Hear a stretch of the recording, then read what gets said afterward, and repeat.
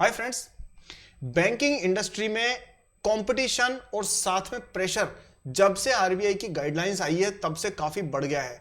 चाहे वो एनपीएस को मेंटेन करना हो, चाहे कैपिटल एडिक्वेसी रेशियो को मेंटेन करना हो, ये सभी बैंकों को उसके हिसाब से चलना पड़ रहा है, आरबीआई के हिसाब से। फिर चाहे वो कोटक महिंद्रा बैंक हो, आईसीआईसीआई बैंक हो, एचडीएफसी बैंक हो, एसबीआई हो या फिर बंधन बैंक हो, तो कौन सा बेस्ट है इनमें?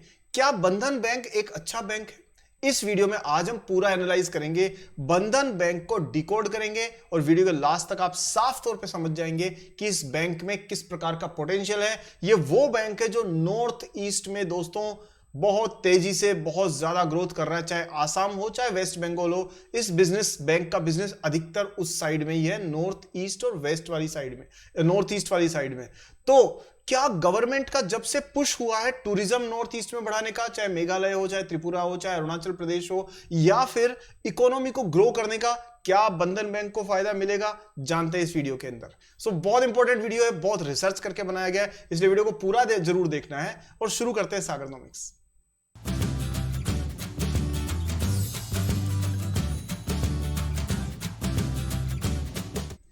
वीडियो में दोस्तों आप लोग खो जाएं और बंधन बैंक की गहराइयों में हम जो लोग घुस जाएं, उससे बेटर पहले जरूरी है कि आप वीडियो को अभी से लाइक कर दीजिए। वीडियो नीचे लाइक बटन दिखा कि नहीं दिखा? वीडियो का लाइक का बटन है नीचे, उसे क्लिक करके वीडियो अभी से लाइक करिए, क्योंकि आप बाद में भूल जाएंगे। और साथ में दोस्तों चैनल पे पहली बार आए हैं तो चैनल को सब्सक्राइब करिए, ये मत भूलिए, और बेल आइकन को भी ऑन कर दीजिए। और चलते हैं बंधन बैंक के बारे में बात करने के लिए। देखिए दोस्तों, आपके स्क्रीन पर सबसे इंपॉर्टेंट चीज बंधन बैंक की सबसे पहले, ठीक है, ये दोस्तों बैंक के नंबर्स हैं। हालांकि जो अभी वाले क्वार्टर के नंबर्स हैं वो आने बाकी हैं, तो तब हम इस पे एक अपडेटेड वीडियो और बनाएंगे। लेकिन बंधन बैंक की बेसिक चीजें आप देखिए। कैपिटल एडिक्वेसी रेशियो जो है वो 19% था, कब? 22 में। 23 में सितंबर में 19.2% था, लेकिन ये कम हुआ है। और कब हुआ है? दिसंबर 2023 में।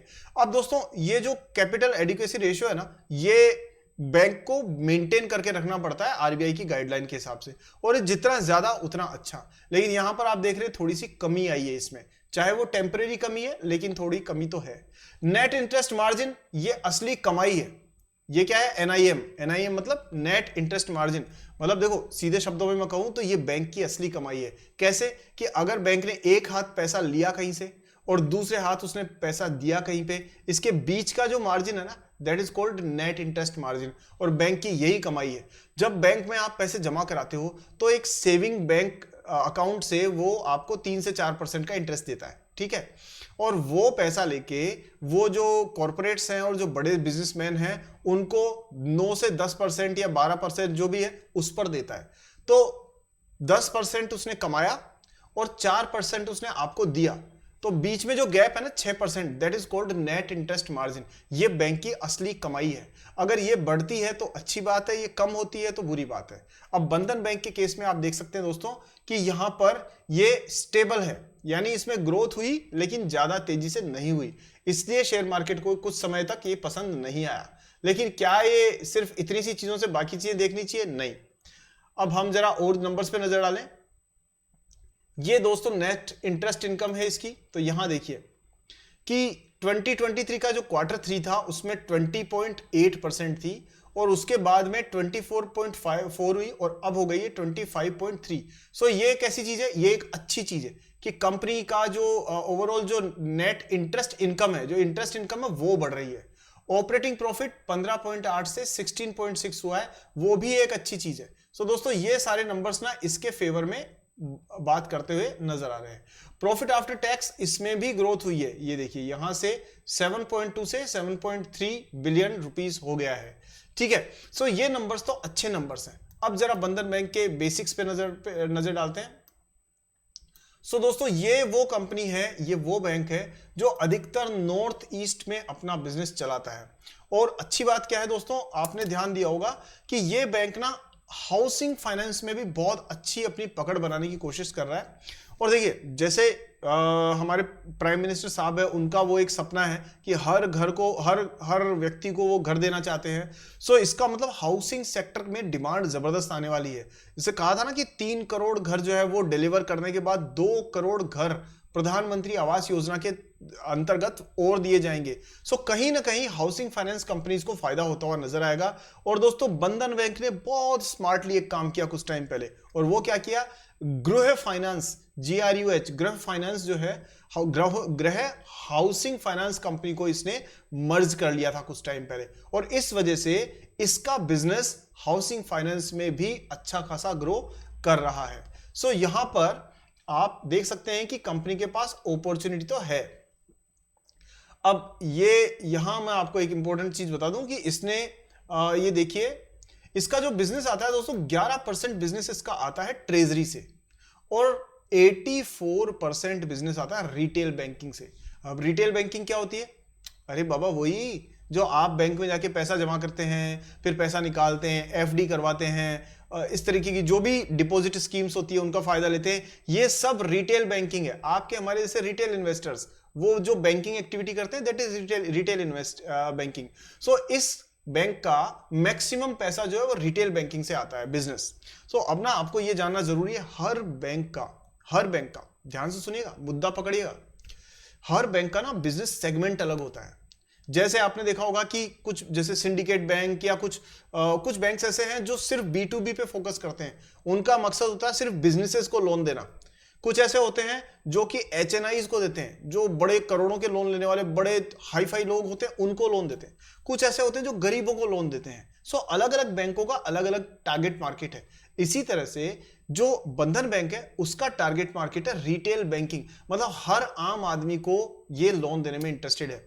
अब बात यह है कि आप मुंबई में जाएंगे तो वहां पर बहुत सारा कंपटीशन है, गुजरात में जाएंगे, दिल्ली में जाएंगे, हर बैंक की ब्रांच मौजूद है। लेकिन नॉर्थ ईस्ट में, खासतौर पे आसाम, गुवाहाटी, वेस्ट बंगाल वाले रीजन में बंधन बैंक के पास बहुत बड़ी अपॉर्चुनिटी है ग्रो करने के लिए। सो इसका फायदा तभी मिलेगा दोस्तों बैंक को जबकि ये एग्रेसिवली ग्रो करेगा।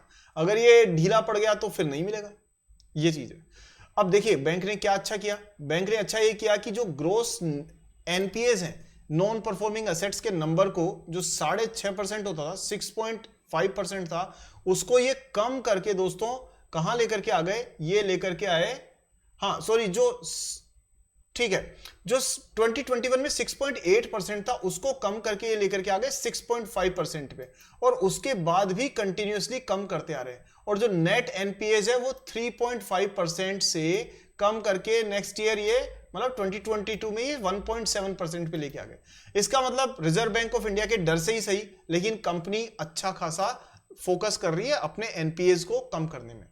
साथ में दोस्तों 548 सिटीज में मौजूद है ये, 34 स्टेट्स में मौजूद है, 1189 मतलब लगभग 1200 ब्रांचेज है, और 4400 यानी लगभग 4500 इसकी बैंकिंग यूनिट्स है जो चल रही है।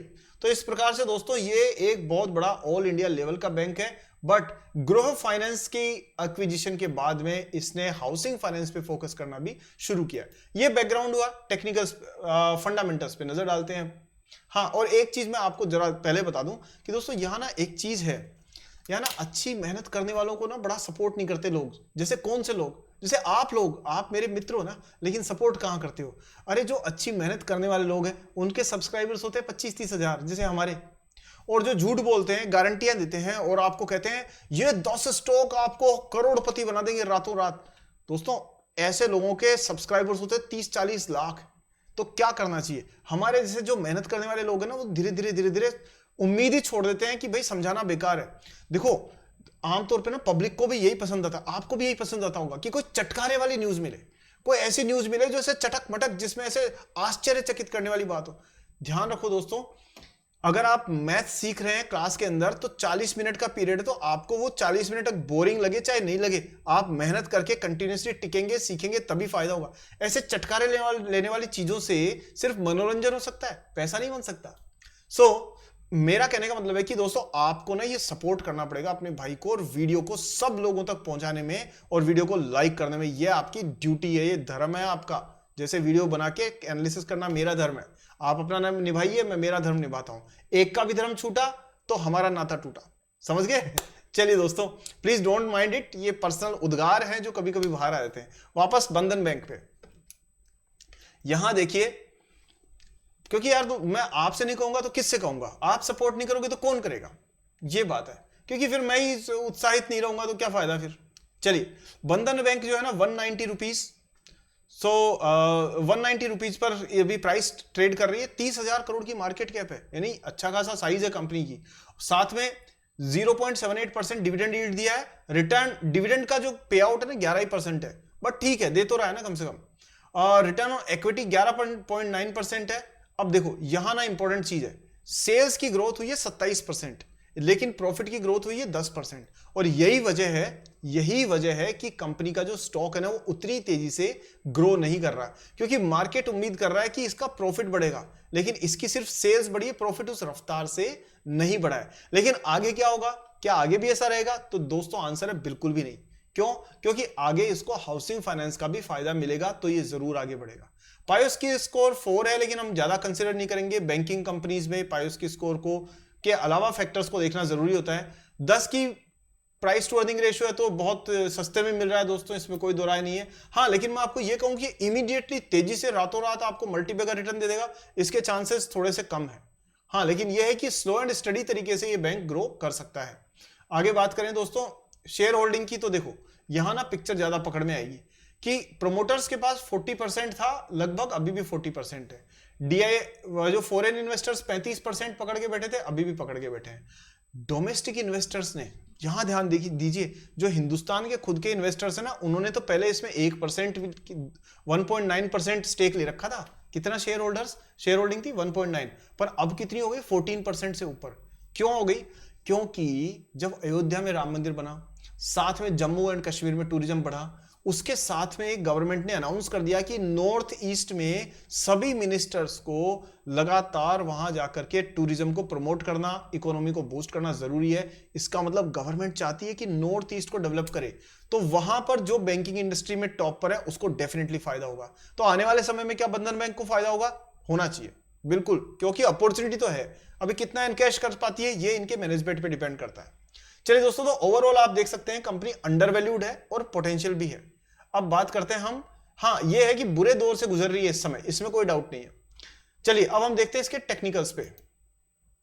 तो देखो दोस्तों, ये टेक्निकल चार्ट आपके स्क्रीन पर है और आप देख सकते हो कि ये लगातार लोअर लो बनाती जा रही है। ये देखिए डाउन ट्रेंड में है कंपनी साफ तौर पे यहां तक, क्योंकि मूविंग एवरेज जो थे उनके नीचे कैंडलस्टिक चल रही थी, उनके क्रॉसओवर उसके ऊपर हुआ था, तो एक डाउन ट्रेंड था। और आरएसआई मीडियम उसमें चल रही है, ट्रेडिंग वॉल्यूम तो ठीक ठाक है, पर यहां आकर के एक ब्रेकआउट होता हुआ साफ तौर पे दिख रहा है। ये जो डॉटेड लाइन है ना दोस्तों, ये इसका एक, ये मान करके चलिए मोमेंटरीली ये इसका रेजिस्टेंस लेवल है, और इसको तोड़ के ये जो दो कैंडल्स है ना, ये कैंडल्स अब ये कंटिन्यूअसली अगर 201 तक लेकर के जाती है ना इसको, तो फिर दोस्तों आपको इसके अंदर करीब करीब 250 से 270 के लेवल आराम से देखने को मिल सकते हैं। सपोर्ट आएगा इसका यहां पर, यानी करीब करीब 270 का टारगेट आप इसमें एक्सपेक्ट करके चल सकते हैं। डाउन साइड रिस्क थोड़ी सी है, करीब 100 के आसपास, 175 के आसपास में इसमें दूसरा एक सपोर्ट वापस मिलेगा। बट देखना यह है कि क्या ये